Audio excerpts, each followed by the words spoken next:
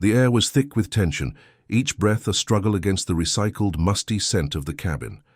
Passengers shifted in their seats, the low hum of the engines barely masking the increasing roar of the wind outside. Captain Marshall gripped the controls, his knuckles white from the strain. He had been flying for years, and yet this felt different. The turbulence was growing worse. The flight attendants had secured themselves in their seats, their faces pale, bracing for what they all knew was coming. Captain Marshall glanced over at his co-pilot, Alan, who met his gaze with a nervous, grim nod. They had just entered a storm system that was more intense than anything either had expected. The forecast had warned them of some rough air, but nothing like this. A sudden jolt sent the entire aircraft into a violent lurch, and the seatbelt signs flickered on. The overhead compartments rattled, and a few items fell to the aisle. The passengers gasped, some of them gripping their armrests, others whispering frantic prayers. "Please stay seated with your seatbelts fastened," the voice of the flight attendant crackled over the intercom, though her voice lacked the usual calm. It was shaky, filled with unspoken fear. As the plane shook again, the lights flickered. A piercing flash of light filled the cabin. A blinding bolt of lightning struck somewhere above them, sending the aircraft into another terrifying drop. For a moment, time seemed to stop. The entire plane lurched, every person inside feeling as though they were being thrown out of the sky. Through the violent tremors, David, a businessman in his late 40s, clutched the armrest, sweat streaming down his face. He was no stranger to flying, but this was unlike anything he had ever felt. The thought of death crossed his mind, chilling him to the bone. But that wasn't what struck him most. It was the strange, quiet feeling that washed over him in the chaos. For a fleeting second, just as the turbulence seemed to crest, David could have sworn he saw someone next to him, a figure ethereal and calm seated beside him in the cramped row. The flash of light from the lightning seemed to illuminate the figure, and for a moment David's heart stilled. "Are you real?" he whispered, though his voice barely made it through the shaking. The figure did not respond. It was just there, beside him, a presence unlike any other. For a brief moment, it felt like the chaos of the storm, the rattling of the plane, the fear of certain doom had all paused. The presence beside him seemed to steady him, as if offering a quiet assurance. And then the moment was gone. The turbulence hit again, harder this time, and the seatbelt sign flashed in a desperate, frantic warning. The lights flickered back to life, but the figure had vanished. David blinked, his heart pounding in his chest, his hands shaking. He wasn't sure what he had seen, or if he had seen anything at all. Was it a trick of the light? Product of his fear? Or had something or someone really been beside him in that moment? As the plane dipped and swayed again, the crew worked frantically. Captain Marshall's voice came over the intercom, strained but steady. "Ladies and gentlemen, we are encountering severe turbulence. Please remain seated and we will keep you updated." But David could not shake the feeling. That strange, comforting presence beside him. Was it an angel? The thought settled uncomfortably in his chest. So he had been visited by something far beyond his understanding. "Please," he whispered under his breath, "please let us be okay." Character count. 3,118. Let me know if you'd like me to continue with the next chapter. The minutes felt like hours. Time, once an unimportant constant, was now warped into an agonizing stretch of second after second, each one louder, more terrifying than the last. The roar of the storm outside merged with the rattling of the plane, creating a cacophony that drowned out reason. David's hands were still locked on the armrests, his knuckles white and stiff, but it wasn't just fear gripping him now, it was the need for something to hold on to. He tried to focus on his breath, but the cabin was filled with the low murmurs of passengers, whispering prayers or words of comfort. Even the flight attendants, usually calm and composed, were visibly shaken. Through the windows, Flashes of lightning lit up the night sky, illuminating the turbulent clouds outside. The high storm seemed to have no end in sight. David glanced around, trying to see if anyone else had noticed what had happened. Had he imagined it, that figure beside him? The briefest sense of peace he'd felt in the midst of such chaos. He looked to his left, but the seat next to him remained empty. The world outside seemed far too vast, and the sense of being small, of being utterly helpless, threatened to engulf him. A sharp jerk threw him forward, and the seatbelt dug into his chest, a stark reminder of how little control they all had over the situation. Another loud crack sounded from above, and David felt the plane dip sharply as though it had lost altitude. Panic spread like wildfire throughout the cabin. A woman in the row ahead screamed, clutching her child as her eyes widened with fear. Her voice cracked, pleading for everything to stop, but the only response was the continued roar of the storm and the ever-increasing shaking of the aircraft. The overhead compartments rattled again. Ken and a bag tumbled to the floor. The intercom came to life once more. Captain Marshall's voice, now tinged with something David couldn't quite place, maybe weariness, maybe fear, cut through the chaos. "We are experiencing significant turbulence. Please remain calm. We are doing everything we can to stabilize the aircraft." David closed his eyes, squeezing them shut as the flight attendants hurried through the aisle, securing the cabin, their faces a mixture of fear and determination. One of them, a woman in her early 30s with blonde hair pulled back tightly, paused beside him. Her face was pale, her eyes wide with terror. She didn't speak, but David saw her lips move silently. "We're going to be okay." David wanted to believe her. He desperately wanted to. But then the plane dropped again, a sickening lurch that made the contents of his stomach rise. The fear in his chest clutched tighter, squeezing his heart as though it might burst. Was this it? Was this the end? Just then, a Sioux. Dayden calmness washed over him, cutting through the panic like a knife. He looked to his right and his breath caught in his throat. That same figure, shimmering, ethereal, impossible, was there again. It sat next to him just as it had before. This time David didn't hesitate. His voice, shaky but desperate, broke through the chaos. "Are you an angel?" He asked the question aloud, but he wasn't sure if he expected an answer. The figure didn't respond. It didn't need to. Its presence was enough. It was a strange comfort, but it wasn't a lie. For just a moment David could feel the fear lifting, replaced by a quiet peace. The figure was like a distant memory, something from a time before this, before the storm, before the panic. David's thoughts slowed and he felt himself exhale in a deep, almost involuntary sigh. "Please," he whispered again, "please, help us." As quickly as it had come, the figure was gone, vanishing into the tension that still gripped the cabin. The light from the overheads flickered once more, but David didn't feel quite as lost as before. Someone was with him. The intercom came to life again. "Ladies and gentlemen, we are diverting to the nearest airport," Captain Marshall said, his voice carrying an edge of urgency. "Please remain seated. We'll be on the ground shortly." David felt the plane dip again, this time less violently. They were descending.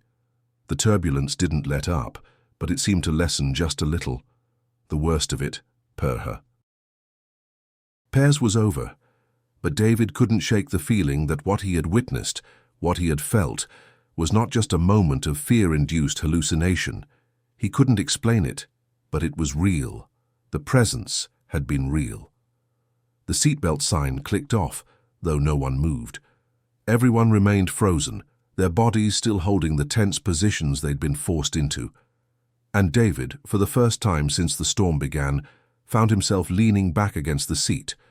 His heart still raced, but the that gnawing, suffocating terror had begun to fade. The quiet that followed felt heavier than the storm. It felt holy in a way he couldn't fully understand. Was it an angel, or had it been something else, something more? David didn't know, but he knew one thing. Whatever it had been, it had made him believe, for just a moment, that they might be okay. The aircraft shuddered once more as it began its descent toward a nearby airport. The violent shaking that had gripped the plane for so long began to ease, but the fear still lingered in the air, thick and suffocating. The passengers, still clutching their armrests, exchanged uneasy glances. Some were crying, others whispering quiet prayers, but there was a shared sense of disbelief. How had they made it this far? David, still unsettled by the strange presence he had felt beside him, stared out the window. The storm had swallowed the sky, turning everything outside into a swirling mess of black clouds and occasional flicker of lightning. He couldn't shake the image of the figure beside him, the quiet calm in the midst of the chaos. Was it a dream? A moment of sheer panic? Or had something truly intervened in those final moments? As the plane continued its descent, the turbulence lessened, but the tension inside the cabin didn't. David's eyes moved across the aisle, noticing the passengers around him. He saw fear etched into their faces, saw them desperately clinging to whatever they could, prayers, memories, the HTS of loved ones. Then the cabin lights flickered again, and for the briefest moment, the sense of calm that had washed over him earlier seemed to return. David glanced to his left, instinctively searching for the figure, but it was gone. The presence had vanished just like before. He closed his eyes and let out a long breath.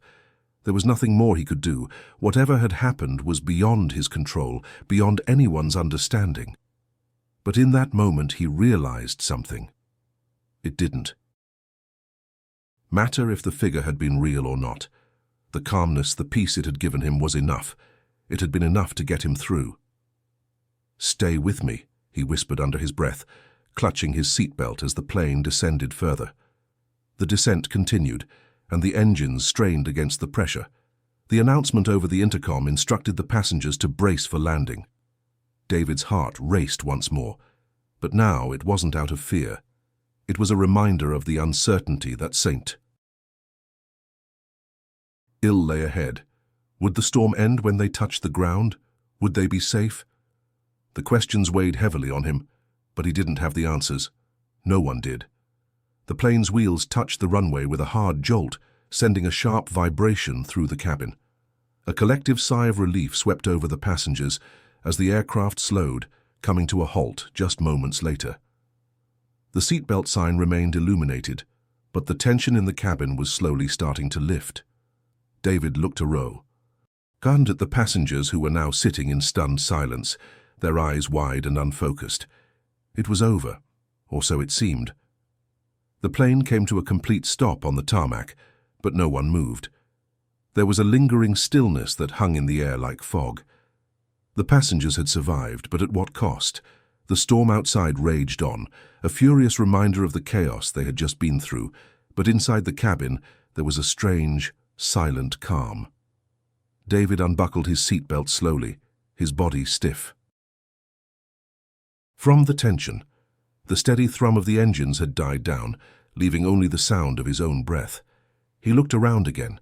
The flight attendants were busy trying to reassure the passengers, their faces tense, but trying to hold on to some semblance of control. "Please remain seated until the aircraft has fully stopped." The captain's voice came through the intercom again, steady but strained. The usual calm professionalism was gone, replaced by something quieter, something heavier. Davi. Dee stood up, his legs weak beneath him. He had to steady himself against the seat in front of him.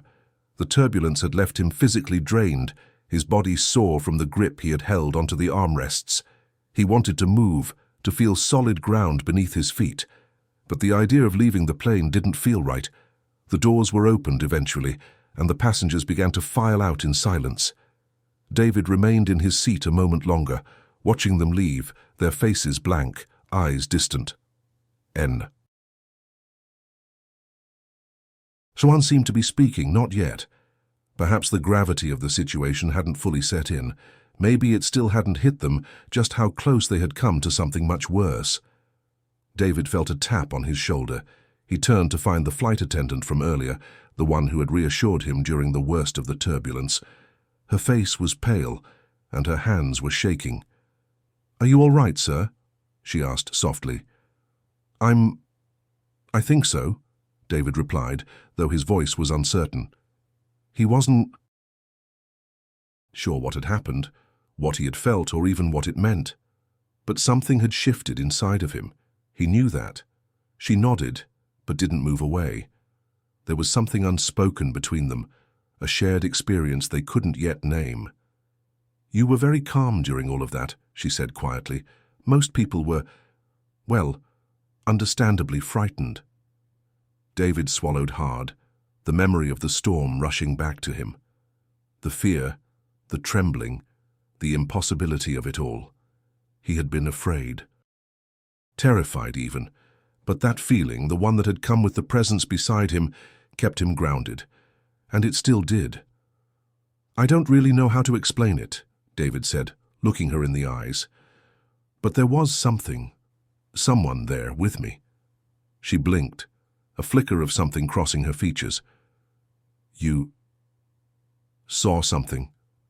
David nodded slowly. "Yes, it was brief, but real." He couldn't describe it any better than that. The way the presence had felt beside him, how it had stilled his fear, how it had given him something to hold on to when nothing else made sense. "I think you're not the only one who experienced something," she said, glancing down the aisle. "I've heard people talking about seeing things, feeling things." David's heart skipped. "What kind of things?" She paused, clearly unsure of how to continue. "Some passengers say they saw figures. Others, well, they didn't say much at all, but there was a kind of peace, even in the middle of all that fear." She hesitated, then added, "I'm not sure what it was, but maybe it was something we all needed." David didn't know what to say to that. He had no answers, no explanations, but the doubt, the questions that had been gnawing at him, seemed to fade just a little. The ground crew was coming to assist, and the flight attendants were ushering the passengers off the plane. David stayed in his seat for a few moments longer, watching the others leave, his mind still reeling. But as the cabin cleared out and he stood to exit, he felt a shift in himself, a quiet acceptance that he couldn't quite explain. As he walked down the narrow aisle to the door, the weight of the experience settled in. The fear, the uncertainty, the near-death moment, they were still with him. But something else was too. A quiet reassurance that somehow they had made it through, that something had watched over them. David stepped off the plane and onto the tarmac. The rain had stopped and the storm had begun to recede. Leaving behind only a dark, heavy sky. He breathed in the cool air, the scent of wet concrete and fresh earth. It was grounding, almost sacred, and he felt the weight of it settle deep in his chest. For the first time since the storm had begun, David felt the deep, profound need to kneel, to pray, to give thanks for whatever had carried them through. He didn't know what it had been, or if anyone else had experienced it, but for him, there was no doubt. He looked to the sky, the remnants of the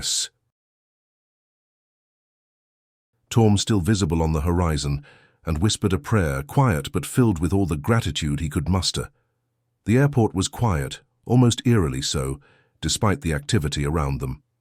David moved through the terminal slowly, his mind still grappling with the events of the flight. The people around him seemed to be going through the motions, talking to one another, gathering their things, moving toward baggage claim. But David felt disconnected from it all, like he was watching it from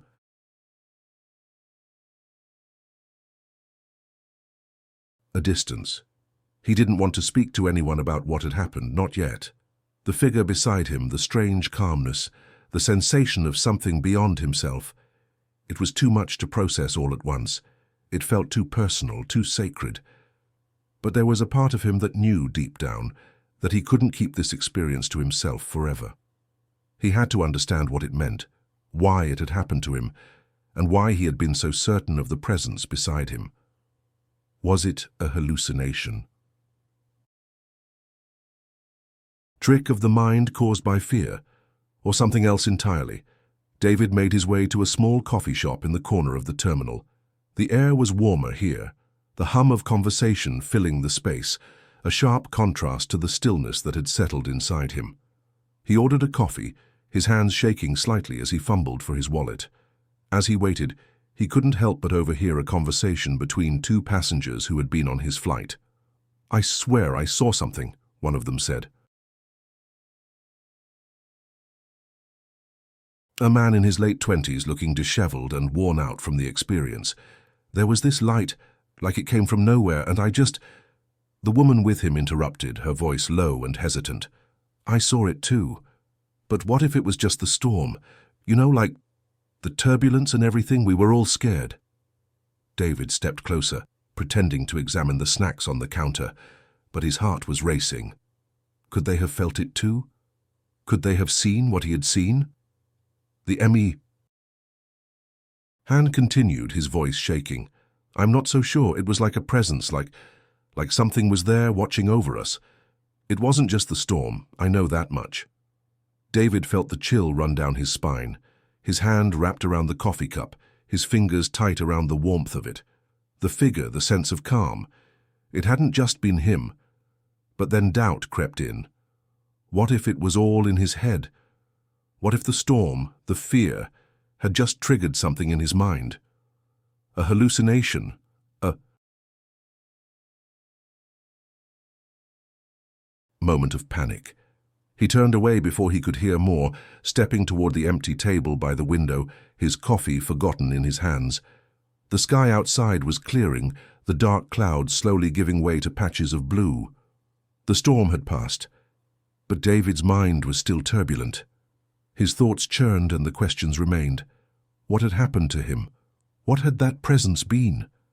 The woman at the counter smiled as David walked by, and he forced a weak smile in return, trying to shake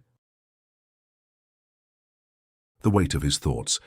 He found his seat by the window and sat down, gazing out at the runway. The world around him was resuming its normal pace, but inside, things were different. He felt changed, like the storm had done more than just shake the plane. It had shaken him. The seconds ticked by as David stared out into the distance, still unsure of what to believe. The storm had taken everything from him that had felt certain, but it had also given him something else. Something he couldn't quite name. The idea that there was more, something greater, something watching over them. His phone buzzed, breaking his reverie. He glanced at the screen and saw a text from his wife, Sarah. "Are you okay? The kids are worried. Call me when you can." David stared at the message for a moment, his fingers hovering over the keyboard. He knew what she was asking, and he knew what she expected him to say. But how could he explain what he had felt, what he had seen, when he didn't fully understand? Did himself? He tapped out a quick reply. "I'm fine, just needed a minute. I'll be home soon." But the truth was he wasn't fine, not yet. He had been through something that had shaken him to his core, something he couldn't explain, something that would stay with him for the rest of his life. The figure, the calm presence, the peace in the midst of chaos. What was it? Who was it? The questions lingered, unanswered, and David knew he couldn't move forward until he had found the answers. And some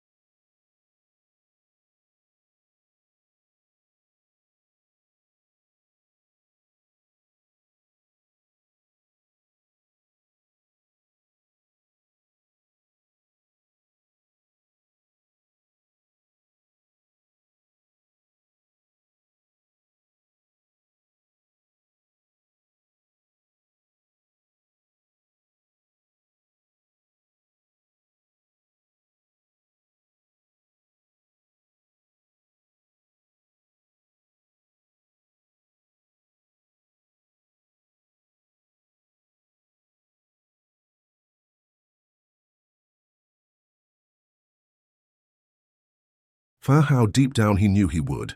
The storm might have passed, but the real journey, the one inside him, had just begun.